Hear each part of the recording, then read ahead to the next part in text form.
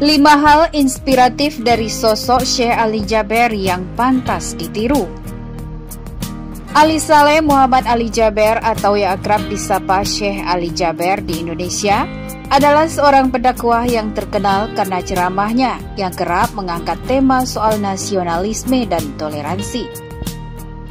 Kamis 14 Januari 2021 adalah hari berkabung untuk seluruh penggemar dan penikmat ceramahnya di Indonesia.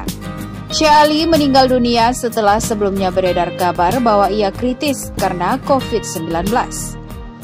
Sebelum meninggal, kabar Syekh Ali Jaber yang kesehatannya mesti dicoba karena mengalami COVID-19 disampaikan oleh Ustadz Yusuf Mansur. Kabar meninggalnya sosok ulama inspiratif tersebut juga disampaikan oleh sahabatnya tersebut. Inna lillahi wa inna ilaihi roji'un. Syekh Ali Jaber wafat di Rumah Sakit Yarsi jam 8.30. Mohon doanya, ujar Ustadz Yusuf Mansur dalam Instagramnya. Semasa hidup, ternyata Syekh Ali Jaber tak hanya memberikan ceramah yang membuat hati penikmatnya tenang dan adem. Banyak sekali nilai-nilai yang bisa dipetik dari sosok beliau.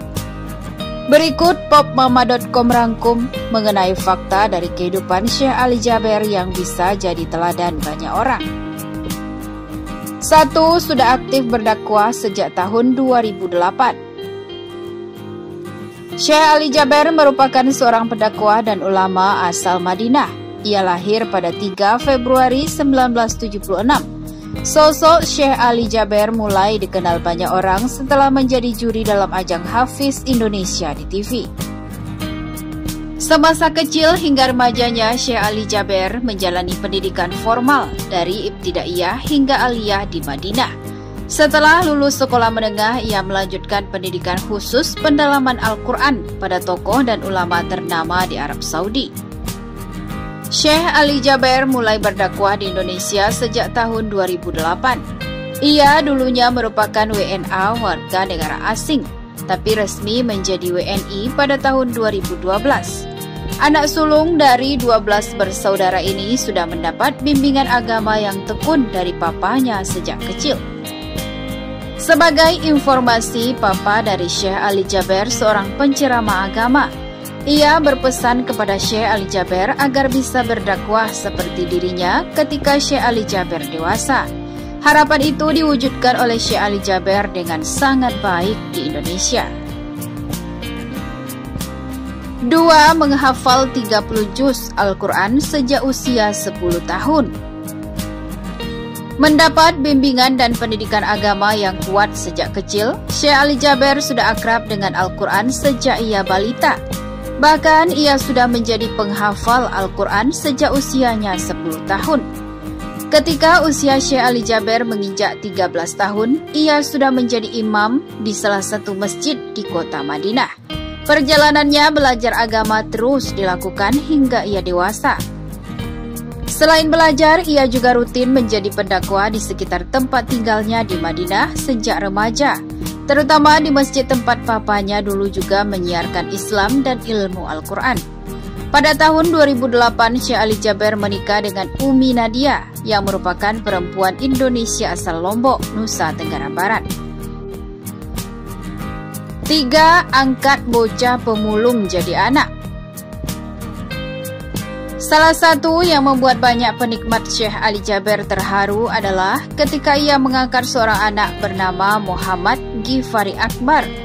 Syekh Ali Jaber memanggilnya dengan Akbar, merupakan seorang anak yang viral karena membaca Al-Quran di pinggir jalan. Syekh Ali Jaber yang mengikuti perkembangan informasi mengenai Akbar ingin bertindak lebih. Akhirnya bocah pemulung itu pun diangkat Syekh Ali Jaber menjadi anaknya. Syekh Ali Jaber bahkan berniat menjadikan Akbar seorang imam besar. Tak hanya itu, ia juga ingin memberangkatkan Akbar pergi umroh bersamanya. Ia melihat sosok Akbar bisa menjadi tauladan untuk semua orang. Pasalnya, menurut Syekh Ali Jaber, ia mencerminkan anak muda yang tak menyerah meski banyak cobaan hidup.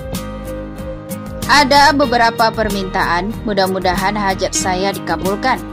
Pertama, saya punya keinginan kalau Akbar diterima, saya ingin kamu jadi anak angkat saya. Saya akan pimpin kamu sampai insya Allah hafal 30 juz Al-Quran. Saya akan maksimal menjadikan kamu sebagai imam besar di Indonesia, ujar Syekh Ali Jaber dalam acara Kabar Petang di TV One. 4. Sosok penyayang dan dekat dengan anak-anaknya. Dalam berbagai foto yang tersebar di internet, terlihat Syekh Ali Jaber menjadi sosok papa yang sayang kepada kedua anaknya. Dalam foto-foto yang beredar tersebut, Syekh Ali Jaber sedang diwawancara oleh sebuah media. Kedua orang anaknya menemani sang papa ketika menjawab pertanyaan. Tanpa merasa risih, Syekh Ali Jaber sesekali menggendong anak pertama atau keduanya bergantian. Momen tersebut pun kembali menjadi perbincangan publik setelah Syekh Ali Jaber diberitakan meninggal pada Kamis 14 Januari lalu. Banyak orang yang berpendapat bahwa mereka tak hanya tentram mendengar ceramahnya, namun melihat kebersamaan dan betapa dekatnya Syekh Ali Jaber dengan anak-anaknya juga membuat banyak orang tersenyum. 5. Cita-citanya ingin cetak 1 juta anak yang hafiz Al-Quran. Dikutip dari berbagai sumber, cita-cita semasa hidup Syekh Ali Jaber ingin banyak anak di Indonesia menjadi penghafal Al-Quran. Hal itu disampaikan oleh adik dari Syekh Ali Jaber bernama Syekh Muhammad Jaber. Syekh Muhammad Jaber menyebut kakaknya ingin ada setidaknya 1 juta anak yang menjadi hafiz Al-Quran di Indonesia. Disebutkan adik Syekh Ali Jaber kalau cita-cita almarhum insya Allah terwujud, seperti disampaikan Syekh Muhammad Jaber di Rumah Sakit IRC. Kepergian Syekh Ali Jaber tentu meninggalkan luka bagi para penikmat dan penggemar ceramahnya. Ia yang menyampaikan dakwah dengan lembut dan adem ini tentu membuat siapapun bisa lebih nyaman. Semoga Syekh Ali Jaber ditempatkan di sisi paling dekat dengan Allah Subhanahu wa Ta'ala.